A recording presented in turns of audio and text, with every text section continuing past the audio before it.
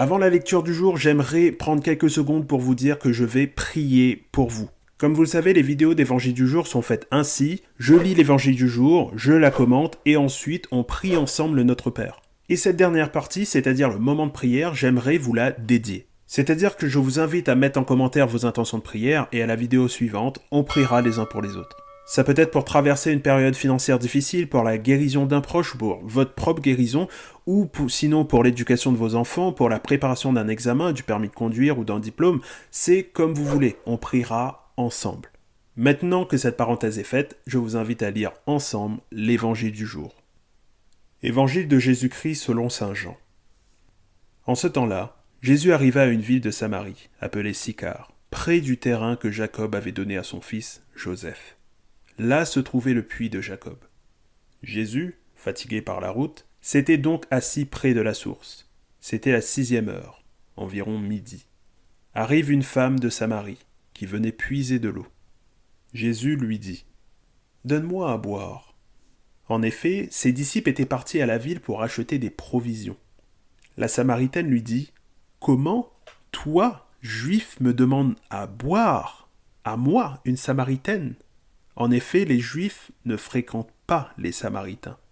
Jésus lui dit « Si tu savais le don de Dieu, et qui est celui qui te dit « Donne-moi à boire », c'est toi qui lui aurais demandé, et il t'aurait donné de l'eau vive. » Elle lui dit « Seigneur, tu n'as rien pour puiser, et le puits est profond. D'où as-tu donc cette eau vive? Serais-tu plus grand que notre père Jacob qui nous a donné ce puits et qui en a bu lui-même avec ses fils et ses bêtes ?» Jésus lui répondit « Quiconque boit cette eau aura de nouveau soif.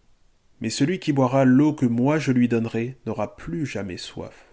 Et l'eau que je lui donnerai deviendra en lui une source d'eau jaillissante pour la vie éternelle. » La femme lui dit « Seigneur, donne-moi cette eau, que je n'ai plus jamais soif et que j'ai plus à venir ici pour puiser. Je vois que tu es un prophète. Eh bien, nos pères ont adoré sur la montagne qui est là, et vous les Juifs, vous dites que le lieu où il faut adorer est à Jérusalem. » Jésus lui dit « Femme, crois-moi, l'heure vient où vous n'irez plus ni sur cette montagne, ni à Jérusalem pour adorer le Père. Vous, vous adorez ce que vous connaissez pas. Nous, nous adorons ce que nous connaissons, car le salut vient des Juifs. Mais l'heure vient, et c'est maintenant, où les vrais adorateurs adoreront le Père en esprit et en vérité. Tels sont les adorateurs que recherche le Père. Dieu est esprit, et ceux qui l'adorent, c'est en esprit et en vérité qui doivent l'adorer. La femme lui dit « Je sais qu'il vient, le Messie, celui qu'on appelle Christ. Quand il viendra, c'est lui qui nous fera connaître toutes choses. » Jésus lui dit « Je le suis, moi qui te parle. » Beaucoup de Samaritains de cette ville crurent en Jésus. Lorsqu'ils arrivèrent auprès de lui, ils l'invitèrent à demeurer chez eux.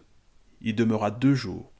Ils furent encore plus nombreux à croire à cause de sa parole à lui, et il disait à la femme, « Ce n'est plus à cause de ce que tu nous as dit que nous croyons. Nous-mêmes, nous l'avons entendu, et nous savons que c'est vraiment lui, le Sauveur du monde. » Il se passe pas mal de choses quand même dans cette scène entre la femme de Samarie, Jésus, cette eau vive. Alors je vais pas m'éparpiller et tout commenter. Je vais juste commenter cette eau vive. Déjà, on découvre son existence de cette eau vive. On peut se demander quand même, qu'est-ce que c'est? Qu'est-ce qu'elle a de si particulier? Eh bien, Jésus nous explique déjà l'effet de cette eau sur nous. Il n'aura plus jamais soif, celui qui boit, et elle deviendra en lui une source d'eau jaillissante pour la vie éternelle. Du coup, c'est quoi? C'est quoi cette eau vive? Eh bien, Saint Jean ne fait pas trop durer le suspense. Il donne la réponse quelques chapitres plus loin. Comme dit l'Écriture, de son cœur couleront des eaux vives. En disant cela, il parlait de l'Esprit Saint qu'allaient recevoir ceux qui croyaient en lui. Évangile selon saint Jean, chapitre 7. Cette eau vive, c'est l'Esprit Saint. Et recevoir l'Esprit Saint, ce n'est pas seulement laisser Dieu agir à travers nous, c'est d'abord l'accueillir en nous. L'eau vive dont parle Jésus ne change pas seulement ce que nous faisons, elle change notre cœur. Elle vient habiter en nous, et de cette présence naît une source d'amour, une source de paix, une source de lumière.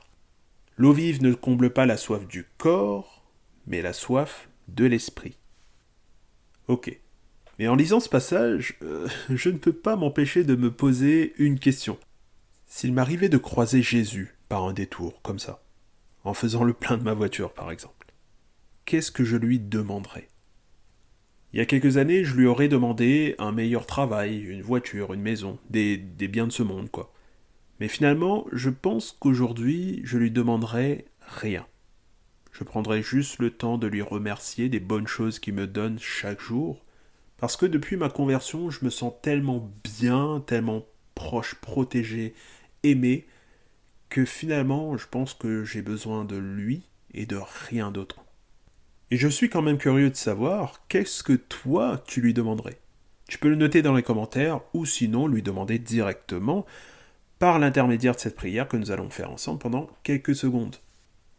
Prions ensemble avec cette magnifique prière que nous a laissée notre Seigneur Jésus-Christ. Nous prions pour Fabienne, qui demande la grâce pour trouver un nouveau logement. Nous prions pour Simone, qui demande la force et le courage pour son nouveau travail. Et nous prions pour Jacques, qui souhaite être aidé dans sa maladie. Notre Père, qui es aux cieux, que ton nom soit sanctifié, que ton règne vienne, que ta volonté soit faite sur la terre comme au ciel. Donne-nous aujourd'hui notre pain de ce jour. Pardonne-nous nos offenses, comme nous pardonnons aussi à ceux qui nous ont offensés. Et ne nous laisse pas entrer en tentation, mais délivre-nous du mal. Prends soin de toi et que Dieu te garde. Salut.